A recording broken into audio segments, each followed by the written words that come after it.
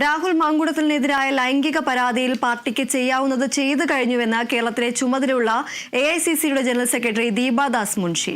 യുവതി ആദ്യം പോകേണ്ടത് പോലീസിലായിരുന്നു, എന്നാൽ പോലീസിന് പരാതി ലഭിച്ചിട്ടില്ല. പാർട്ടിക്കും ലഭിച്ചിട്ടില്ല. എന്നിട്ടും ആരോപണം വന്ന ഉടനെ മാങ്കുടത്തിനെ സസ്പെൻഡ് ചെയ്തു. പാർട്ടിക്ക് ചെയ്യാനാകുന്നത് അത് മാത്രമാണെന്നും ദീപാദാസ് മുൻഷി പറഞ്ഞു.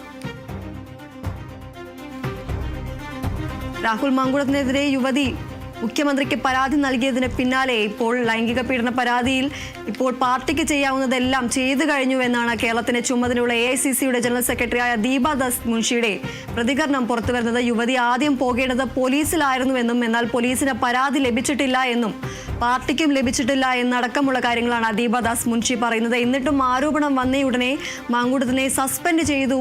പാർട്ടിക്ക് ചെയ്യാനാകുന്നത് അത് മാത്രമാണെന്നും ആണ് ദീപാദാസ് മുൻഷി പറയുന്നത്.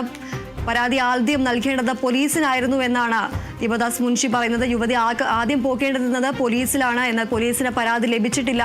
പാർട്ടിക്കും ഇത്തരത്തിൽ പരാതി ലഭിച്ചിട്ടില്ല. എന്നിട്ടും ആരോപണം വന്നയുടനെ മാങ്കുടത്തിനെ സസ്പെൻഡ് ചെയ്തു എന്നാണ് ദീപാദാസ് മുൻഷി പറയുന്നത്. പാർട്ടിക്ക് ചെയ്യാനാകുന്നത് അത് മാത്രമാണ് എന്നാണ് ദീപാദാസ് മുൻഷി പറയുന്നത്.